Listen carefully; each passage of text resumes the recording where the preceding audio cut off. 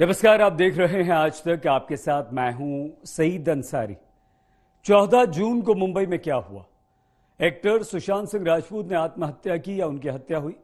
करीब 3.5 महीने से यह सवाल आज भी जस का तस बना हुआ है।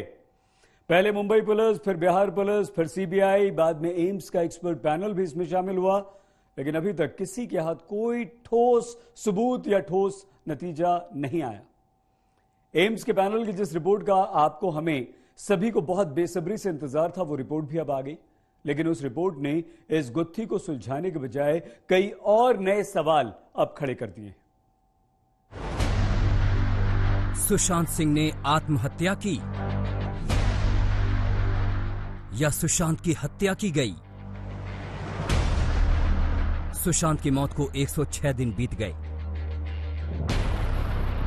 सीबीआई जांच शुरू हुए 40 दिन बीत गए, लेकिन सवाल जस के तस हैं। सुशांत ने आत्महत्या की या फिर उसकी हत्या की गई? एम्स की जिस रिपोर्ट को सुशांत केस में सारे तालों की चाबी समझा जा रहा था, वो भी आ गई, लेकिन सुशांत की मौत पर रहस्य के ताले अब भी खुलने के इंतजार में हैं। एम्स की रिपोर्ट में क्या है और इसका सुशांत की मौत से लेकर उठ रहे सवालों को ये रिपोर्ट किस नतीजे पर पहुंचा रही है, समझिए। एम्स पैनल की रिपोर्ट में जो पहली बात है वो ये कि सुशांत के विसरा में किसी भी तरह के जहर का अंश नहीं मिला। तो क्या ये तय हो गया कि सुशांत को जहर नहीं दिया गया?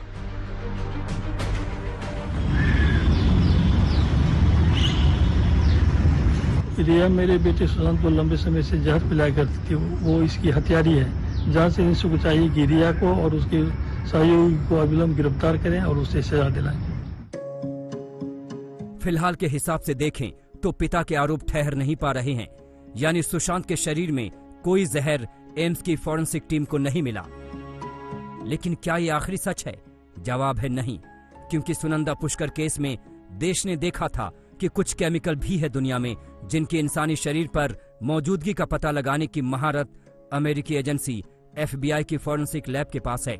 इसीलिए दिल्ली के पुलिस ने इस मामले में भी FBI की मदद ली थी, यानी सुशांत केस में भी ये गुंजाइश अभी बाकी रह जाती है। सुशांत सिंह राजपूत की मौत के मामले में डॉक्टर्स के पैनल ने अपनी इनिशियल रिपोर्ट सीबीआई को सौंपी है।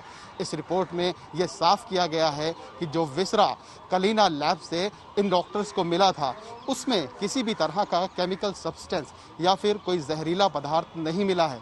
ठीक ऐसा ही मामला सुनंदा पुष्कर केस में हुआ था, जब दिल्ली पुलिस ने अपने इस विसरा की रिपोर्ट FBI से केमिकल इन्वेस्टिगेशन कराया था। ऐसा इस मामले में भी संभव हो सकता है। दूसरा बड़ा सवाल सुशांत के गले में मिले निशान को लेकर है, जिसे फॉरेंसिक की भाषा में लिगेचर मार्क कहा जाता है। क्या इस निशान को लेकर एम्स का पैनल किसी पुख्ता नतीजे पर पहुंचा? जवाब है नहीं, क्योंकि कूपर ने जो जानकारी भेजी थी वो अधूरी थी। सुशांत केस में कूपर अस्पताल शुरुआत से शक के दायरे में रहा है। इसी अस्पताल में सुशांत का पोस्टमार्टम किया गया था। सुशांत की पोस्टमार्टम रिपोर्ट पर भी सवाल हैं, इसलिए एम्स पैनल ने भी कूपर अस्पताल और उसकी रिपोर्ट को क्लीन चिट नहीं दी है। सुशांत सिंह राजपूत की मौत के बाद जो ऑटोप्सी की गई थी मुंबई में, उसी ने ये तमाम शक, सवाल, ये सब कुछ पीछे छोड़ दिया।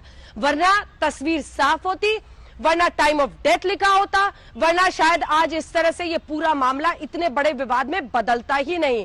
और एम्स ने ये साफ साफ अपनी इस रिपोर्ट में कहा है कि कूपर हॉस्पिटल के जिन 5 डॉक्टर्स की टीम ने ये ऑटोप्सी की है, उन्होंने गंभीर सवाल छोड़ दिए हैं। लैप्सेस का सीधा जिक्र करना।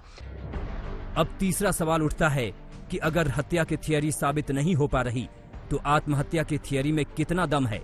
इसका जवाब भी रिपोर्ट नहीं दे पा रही है, क्योंकि सुशांत के फ्लैट पर सीबीआई ने जो डमी ट्रायल किया था, उसकी रिपोर्ट आना बाकी है।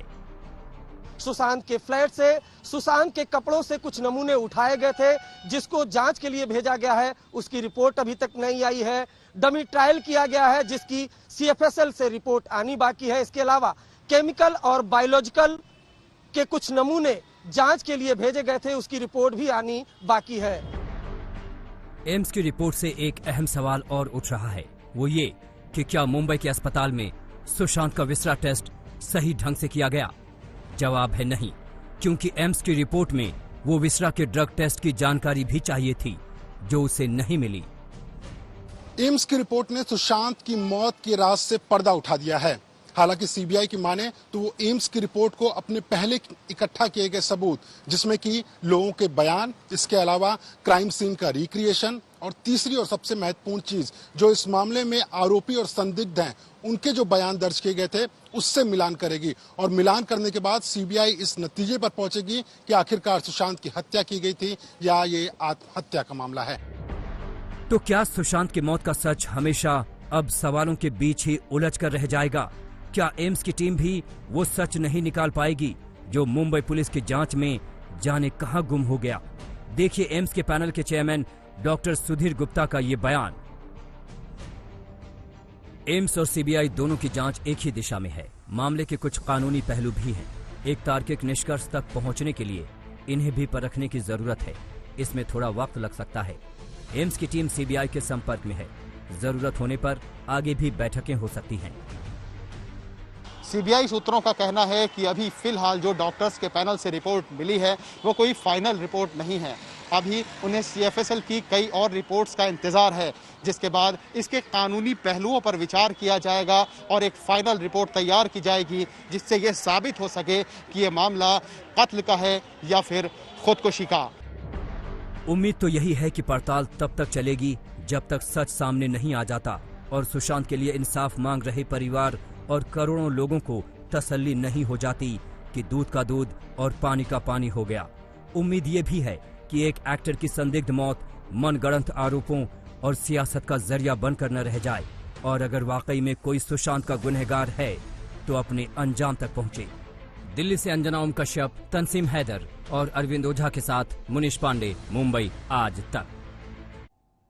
सुशांत सिंह की संदिग्ध मौत को लेकर शुरुआत से आरोप और प्रत्यारोप का जो दौर जारी था वो अब तक बरकरार है।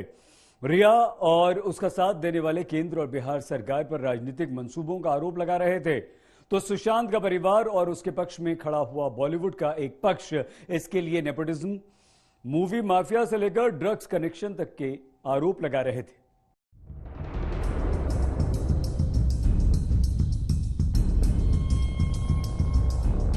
इससे पहले किसी मशहूर शख्सियत की मौत को लेकर इतना हंगामा हुआ हो याद नहीं आता। एक तरफ सुशांत के लिए इंसाफ की मांग है तो दूसरी तरफ सुशांत की मौत का सियासी इस्तेमाल करने का आरोप। सुशांत सिंह 14 जून को दुनिया छोड़ गए थे, लेकिन उनकी मौत अब तक खुदकुशी और हत्या के बीच झूल रही है। सुशांत के नाम पर दो खेमों में बंटे हिंदुस्तान के बीच भी एक तरह की रस्साकशी चल रही है। एनसीपी चीफ शरद पवार कह रहे हैं कि सुशांत केस की जांच के नाम पर कुछ और चल रहा है। सुशांतच्या केसमध्ये त्याची आत्महत्या राहिली बाजूला आणि बाकीच्या सगळ्या गोष्टी हेच आहेत। आज या सगळं चौकशी करणाऱ्या यंत्रणेचं लक्ष लोकांचं अन्य ठिकाणी वळवण्याच्या संबंधीचे आहे का काय अशी शंका आणण्याची अवस्था आहे। एम्स की जिस रिपोर्ट का सबको बेसब्री से इंतजार था उसमें करीब करीब सारे सवाल फिलहाल जवाबों के इंतजार में हैं। रिपोर्ट में कहा गया कि सुशांत को जहर नहीं दिया गया, लेकिन महाराष्ट्र सरकार ने मान लिया कि हत्या की आशंका खारिज कर दी गई है। लिहाजा महाराष्ट्र के गृह मंत्री ने यह ऐलान करने में देर नहीं लगाई कि जांच के नाम पर उनकी सरकार को बदनाम करने की कोशिश की गई। इसमें महाराष्ट्र को बदनाम करने का काम किया गया, इसमें मुंबई पुलिस को बदनाम करने का काम कुछ राजकीय लोगों ने किया, कुछ राजकीय पक्ष ने किया। ऐसा है कि सुशांत सिंह केस का फायदा आगे आने वाले बिहार चुनाव में होना चाहिए, उसके लिए कोई पॉलिटिकल पार्टी ने इस प्रकार की साजिश, इस प्रकार का राजकारण किया। सुशांत की मौत 14 जून को हुई थी। परिवार ने 25 जुलाई को एफआईआर की और 19 अगस्त को सीबीआई जांच को मंजूरी दी गई। याद कीजिए करीब 3 महीने पहले का वो दौर जब सीबीआई जांच की मांग के लिए सुशांत के परिवार और उनके समर्थकों ने मुहिम चलाई थी और जांच की मंजूरी सुप्रीम कोर्ट से मिल जाने पर खुशी मनाई थी। लेकिन आज करीब 3 महीने बाद खुद सुशांत के परिवार के वकील को लगने लगा है कि सीबीआई जांच सही दिशा में नहीं जा रही है। परिवार को एक कुछ दिनों से एक ये एहसास जैसा हो रहा है कि कहीं न कहीं इस इन्वेस्टिगेशन को एक ऐसी दिशा में ले जाया जा रहा है जहां पर कि शायद सारी बातें ना आ पाए। कि सीबीआई सडनली शांत हो गई है और एनसीबी सडनली बहुत तेज हो गया है। सुशांत केस की जांच मुंबई पुलिस से बिहार पुलिस, ईडी, सीबीआई और फिर एनसीबी तक पहुंच गई, लेकिन सुशांत की मौत का सच न जाने कहां दफन है कि ढूंढे नहीं मिल रहा। और जब सच पर्दे में हो तो पर्दे के दूसरी तरफ सबके अपने अपने सच हो जाते हैं। सुशांत केस में भी यही हो रहा है। बहुत पहले मेरे को एम्स के एक डॉक्टर जो आज के दिन इस कमेटी में है, नाम नहीं बोलूंगा क्योंकि उनसे मैंने पूछा नहीं है कि बताना चाहिए कि नहीं बताना चाहिए उनका नाम, लेकिन उनको मैंने फोटोग्राफ्स भेजे थे जो मीतू के खुद के खींचे हुए फोटो थे, जो सुशांत की बहन के खींचे हुए फोटो थे। और उन फोटोग्राफ्स को देख करके उन्होंने मेरे से कहा था कि ये 200% डेथ बाय स्ट्रैंगुलेशन है, ये सुसाइड हो ही नहीं सकता। चक्रवर्ती ने कंप्लेंट की है बॉम्बे पुलिस में कि सुशांत सिंह को गलत तरीके से प्रिस्क्रिप्शन देके उसको इलीगली ड्रग दिया जा रहा था। रिया चक्रवर्ती के साथ शुरू हुई जांच ड्रग केस के बड़े बड़े सितारों तक पहुंच गई है। सुशांत का सच अभी भी जाने कितने पर्दों के पीछे है। दिल्ली से अंजना ओम कश्यप और तंसीम हैदर के साथ मुनीश पांडे, मुंबई आज तक। उधर रिया चक्रवर्ती को रिहाई का इंतजार है। ड्रग्स कनेक्शन को लेकर नारकोटिक्स कंट्रोल ब्यूरो की गिरफ्त में आई रिया की जमानत के लिए आज बॉम्बे हाईकोर्ट में सुनवाई हुई। अदालत ने अपना फैसला सुरक्षित रख लिया है।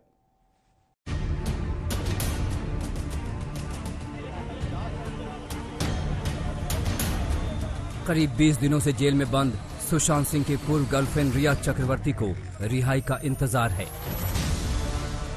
रिया और शोविक दोनों को ड्रग्स कनेक्शन केस में एनसीबी ने गिरफ्तार किया था। सेशन कोर्ट से दोनों की जमानत खारिज हो चुकी है, जिसके बाद दोनों ने बॉम्बे हाईकोर्ट का रुख किया, जहां आज दोनों पक्षों की ओर से दलीलें रखी गई। रिया के वकील के मुताबिक उनके मुवक्किल खुद ड्रग के धंधे में नहीं है, बल्कि वो सुशांत के लिए इसका लेन देन करते थे। इस पर एएसजी ने कहा कि भले ही रिया और शोविक ड्रग का इस्तेमाल न कर रहे हों, लेकिन वो इसे बढ़ावा दे रहे हैं। इस पर जज ने पूछा कि क्या ये ठीक होगा कि इस्तेमाल करने वालों को छूट दी जाए और ड्रग्स पहुंचाने वालों को सजा दी जाए। इस पर एएसजी ने कहा कि मान लीजिए कोई अपने दुश्मन के बच्चों को ड्रग एडिक्ट बना दे, तब क्या होगा। जज ने फौरन कहा कि ऐसे इंसान को 20 साल की सजा मिलनी चाहिए। रिया खुद एनसीबी के सामने कबूल चुकी हैं कि वो और भाई शोविक सुशांत के लिए ड्रग्स का इंतजाम करते थे, लिहाजा कोर्ट में उनके पास दलीलें बेहद सीमित थी। Yes, Sushant used to smoke marijuana और हाँ, वो काफी रेगुलरली पीते थे। मुझसे मिलने से पहले से पीते थे। इनफैक्ट केदारनाथ की शूटिंग या उससे जरा सा पहले से उन्होंने शुरू किया था ये। सुशांत के लिए ड्रग लाने वाली दलील जब कोर्ट में नहीं टिक पाई तो रिया के वकील सतीश मान शिंदे ने नई दलीलें गढ़ी।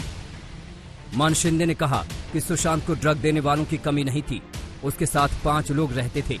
मान शिंदे ने यह भी कहा कि ड्रग अनुज केशवानी के पास से मिली, जबकि रिया और शोविक अनुज के सीधे संपर्क में नहीं थे।